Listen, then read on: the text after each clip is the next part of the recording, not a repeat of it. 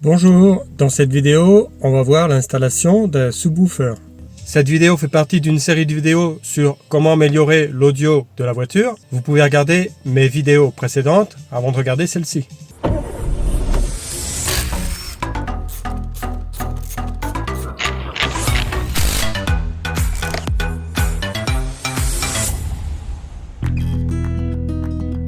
Voici mon subwoofer. Donc fait avec un haut-parleur récupéré d'un subwoofer de salon dont l'ampli ne fonctionnait plus.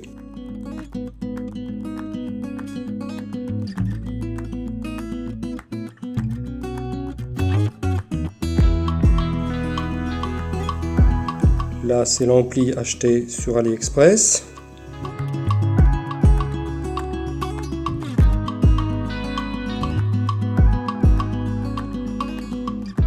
« 20 watts efficace, donc avec son fusible, la connexion d'alimentation, l'entrée ligne, un réglage de gain et un réglage de filtre. Il pèse 6 kg. Voilà l'intérieur du subwoofer. La surface la plus grande, c'est celle qui se trouve en face du haut-parleur, et consolidée avec un gros morceau de bois, bien collé pour le rendre bien rigide. La partie où se trouve l'électronique est séparée du haut-parleur par une planche, tout est étanche. Le câble est protégé contre les vibrations et je l'ai soudé. Et le haut-parleur, c'est celui récupéré du subwoofer de salon Evo E8. Très bon haut-parleur.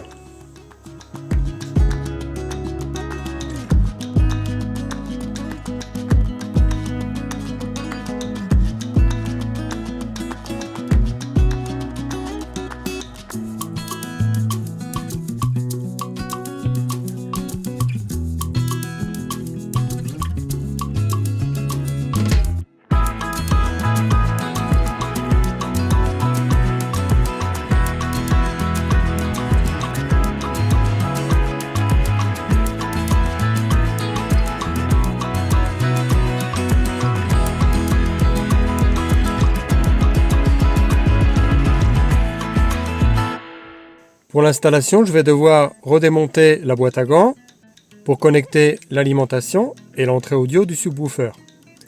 Dans un premier temps, je vais le laisser ici pour faire les tests et ensuite je passerai les deux câbles alimentation et audio par en dessous jusqu'à l'arrière parce que je vais mettre le subwoofer dans le coffre. Si on possède un subwoofer plat, le mieux c'est de l'installer sous le fauteuil du passager. Il y a moins de câbles, c'est plus pratique. Ensuite, concernant la propagation des graves, en principe, il n'y a pas de problème, même à travers les sièges. Ça atténue un peu, mais pas énormément. Pour connecter l'audio du subwoofer, j'ai acheté un câble RCA de 5 mètres, de relativement bonne qualité. Pour l'alimentation du subwoofer, pour le positif, je vais utiliser ces deux câbles. Ce sont des câbles de haut-parleur.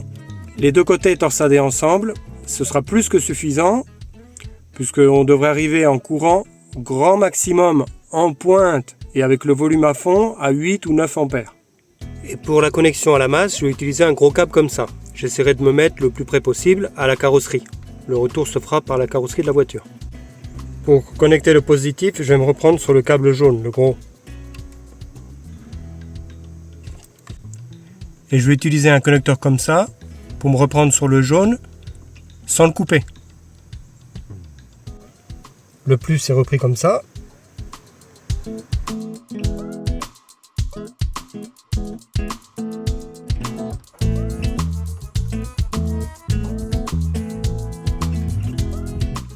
Et l'audio est pris sur la sortie subwoofer.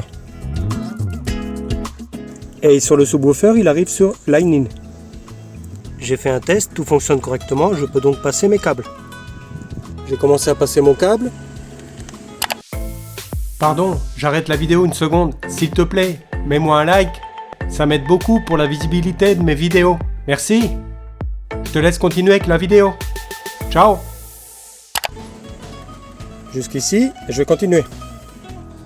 Je suis arrivé au siège arrière. Il suffit de le passer par-dessous.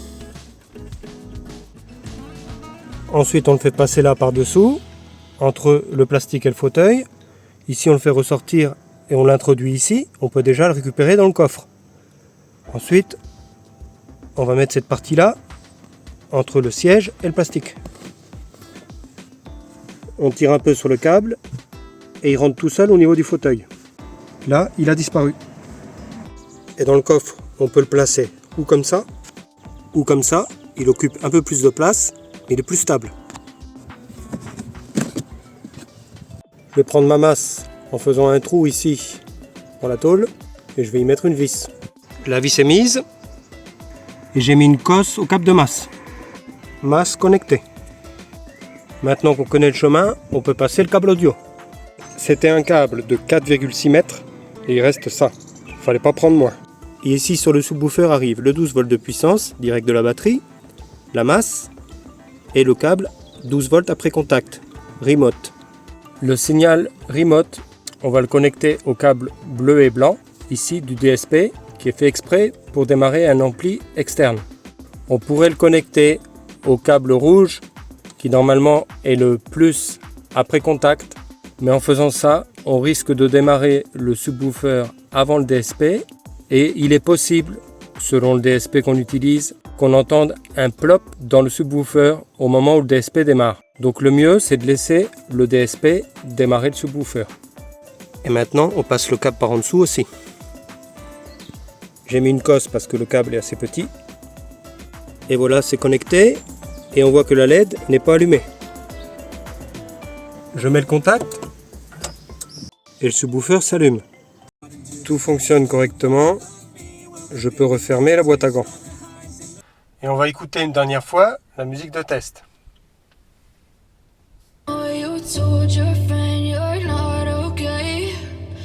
Yeah, I'm about to fade away, cause every time I wake up I feel like it's Monday. Something's going wrong with all the chemicals up in my brain. All of a sudden I don't look at anything the same way. To be brought into this place, you wanna love me? Well then baby I have a taste. All the highs and the lows I need today. I promise that I've never felt this way. I really hope that you will choose to stay through all the pain. I know you told your friend you're not okay.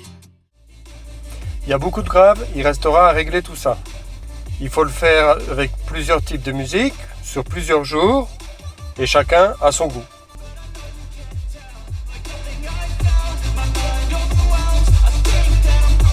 Espero que el video os haya gustado y que os sea útil. Por favor darme un like y no olvidéis suscribiros para no perder ningún video.